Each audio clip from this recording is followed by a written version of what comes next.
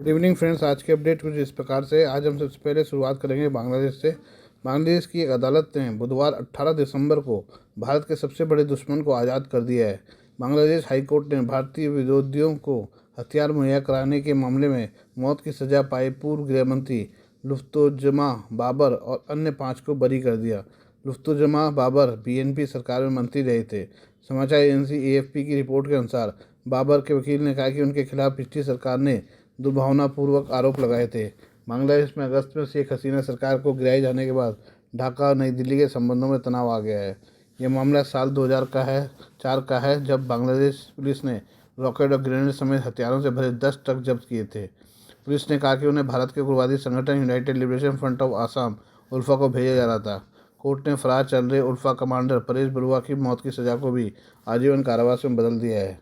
उल्फा ने साल 2023 में भारत के साथ शांति समझौते पर हस्ताक्षर किए हैं। वहीं बरुआ उल्फा के एक अलग गुट उल्फा वन के प्रमुख सदस्य हैं। वर्तमान में बरुआ के ठिकाने के बारे में कोई पता नहीं है। इससे पहले 6 नवंबर को 10 ट्रक हथियार तस्करी मामले में आरोपियों की मौत की सजा और अपील के संबंध में सुनवाई हुई थी। हथियार तस्करी के मामले में 30 जनवरी 2014 को चटगांव मेट्रोपोलिटन सेशन जज SS मुजीबुर रहमान ने विशेष अधिकार अधिनियम के तहत 14 लोगों को मौत की सज़ा सुनाई थी। जिन लोगों को मौत की सज़ा दी गई थी, इसमें जमात इस्लामी के पूर्व प्रमुख मोतीउर रहमान निज़ामी, पूर्व गृह राज्य मंत्री लुफ्तुजमा बाबर, उल्फा के परेश बरुआ, पूर्व DGFI निदेश मेजर जनरल रिटायर्ड रेजा कुल हैदर चौधरी, अपूर्व NSI महानिदेशक अब्दुल रहीम शामिल थे। इन दोषियों में से मोतीउर रहमान निज़ामी को मानवता के खिलाफ अपराधों के लिए साल 2016 में फांसी दी गई थी। हथियार तस्करी के समय बाबर की पार्टी BNP सत्ता में थी। भारत ने लंबे समय तक बांग्लादेश पर उग्रवादी समूह को जगह देने का आरोप लगाया था। साल 2009 में शेख हसीना के सत्ता में आने के बाद इन उग्रवादियों को बांग्लादेश ने अपनी ज़मीन से उखाड़ फेंका था। अब शेख हसीना के जाने के बाद बांग्लादेश नेतृत्व सर्कल से एक बार फिर से भारत के पूर्वोत्तर में उग्रवाद को बढ़ावा देने के संबंध में बयान सामने आ रहे हैं। आइए अब हम सीरिया के बारे में बात करें। सीरिया से बशर अल असद के भागने के बाद अब असद शासन के दौरान हुए अत्याचारों का राज दुनिया के सामने आने लगा है। सीरिया की राजधानी दमिश्क में स्थित कुख्यात सैदनाया जेल में बशर अल असद के कसाई खाने का पता चला है, जहां विरोधियों के साथ बेइंतहा अत्याचार करके उन्हें एसिड में गला दिया जाता था। सैदनाया जेल को इंसानों की कत्लगाह कहा जाता है। यहाँ विद्रोह के दौरान असद के हजारों विद्रोहियों को मौत की सज़ा दी गई। बशर अल असद ने सैदनाया जेल का इस्तेमाल अपने विरोधियों और आलोचकों पर शिकंजा कसने और उन्हें प्रताड़ित करने के लिए किया, लेकिन जेल पर विद्रोहियों के कब्जे के बाद पत्रकारों को इसके अंदर जाने का मौका मिला, जिसके बाद इसकी खूनी सच्चाई सामने आ गई। इस जेल में एक कमरा मिला जिसमें इंसानों के शवों को काटकर एसिड में डुबोया गया था। ये कसाई खाना इंसानी जिस्म के कच्चे से भरा हुआ है। ब्रिटिश अखबार द सन ने एक गार्ड के हवाले से बताया कि इस कमरे में कैदियों के शव के टुकड़े किए जाते थे, फिर उन्हें एसिड में डालकर पाइपों से बहा दिया जाता था। एसिड इसलिए फेंका जाता था ताकि शव जल जाए। विद्रोहियों के जेल पर कब्जा करने के कई दिन बाद भी यह कमरा 3 से 4 इंच तक इंसानों की एसिड में गली लाशों से ढका हुआ था। इस कमरे में बड़ी आराम मशीनें हैं। कहा जाता है कि इनका इस्तेमाल शवों को काटने के लिए किया जाता है। कमरे के किनारे पर एक छोटी सी कोठरी भी है, जहाँ कैदियों को उनकी मौत से पहले रखा जाता था। द सन की रिपोर्ट के अनुसार जेल से छुड़ाए गए लोगों ने बताया कि गार्डों ने मरने वाले लोगों के शवों को ठिकाने लगाने के लिए मशीनों से क्रश कर दिया और एसिड से पिघला दिया। इस बीच दमिश्क में एक सामूहिक कब्र मिली जिसमें शवों की कतारें लगी हुई हैं। आशंका जताई जा रही है कि ये कब्रें सैदनाया जेल में मारे गए लोगों की हो सकती हैं। आइए हम बात करें खालिस्तानी आतंकी गुरपतवंत सिंह पन्नू की। खालिस्तानी आतंकी गुरपतवंत सिंह पन्नू ने एक बार फिर भारत को निशाना बनाया है। पन्नू ने वीडियो जारी करते हुए अमेरिका में भारत के राजदूत विनय क्वात्रा के खिलाफ जहर उगला है तो रूस को भी धमकी दी है। पन्नू का कहना है कि भारत को खालिस्तानियों के खिलाफ अभियान चलाने में रूस से मदद मिल रही है। रूस ने खालिस्तानियों की खुफिया जानकारी भारत को दी है। ऐसे में रूसी मिशनों को भी उनका संगठन निशाना बनाएगा। प्रतिबंधित संगठन सिख फॉर जस्टिस के गुरपतवंत सिंह पन्नू ने एक वीडियो जारी करते हुए कहा कि रूस और भारतीय राजनयिक विनय क्वात्रा को सबक सिखाया जाएगा।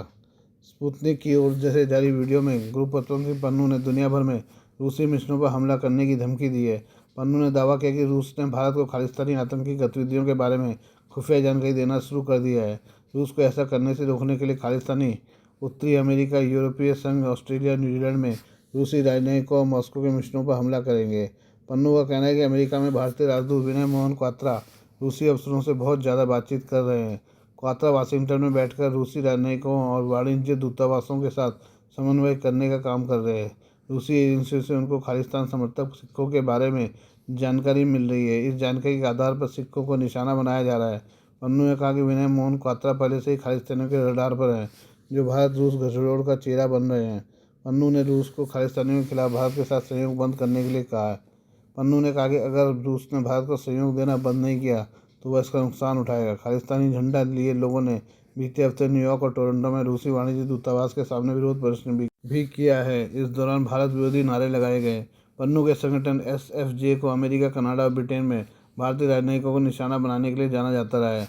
पन्नू का भारत के खिलाफ रूस, कनाडा में हरदीप सिंह निज्जर की हत्या के बाद से ज़्यादा आक्रामक हुआ है। वह लगातार भारत के PM नरेंद्र मोदी, विदेश मंत्री एस जयशंकर और दूसरे नेताओं को धमकी देता रहता है। गुरपतवंत सिंह पन्नू भारत में आतंकी है। SFJ आतंकी संगठन है। हम बात करें रूस की।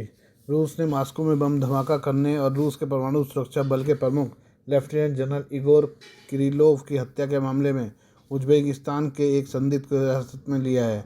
रूस ने कहा कि युवक ने यूक्रेन की सुरक्षा सेवा के निर्देश पर बम लगाने की बात कबूल की है। मॉस्को में मंगलवार को बम धमाका हुआ था। आरोपी ने बम को स्कूटर में छिपाया था। इस बम धमाके में रूस के परमाणु सुरक्षा बल के प्रमुख लेफ्टिनेंट जनरल इगोर किरिलोव और उसके सहायक की मौत हो गई थी। रूस ने बताया कि हत्या की जिम्मेदारी यूक्रेन की SBU खुफिया सेवा ने ली है। मामले की जांच कर रही समिति ने कहा है कि मामले में एक संदिग्ध को हिरासत में लिया गया है। उसने पूछताछ में बताया कि उसे मॉस्को में हमले के लिए विस्फोटक उपकरण मिल रहा था। उसने इसे एक इलेक्ट्रिक स्कूटर में रखा और जहां जनरल इगोर किरिलोव रहते थे उस अपार्टमेंट ब्लॉक के प्रवेश द्वार के बाहर स्कूटर को खड़ा कर दिया। जांच टीम ने बताया कि युवक ने बम लगे स्कूटर से थोड़ी दूर पर एक कार को खड़ा किया।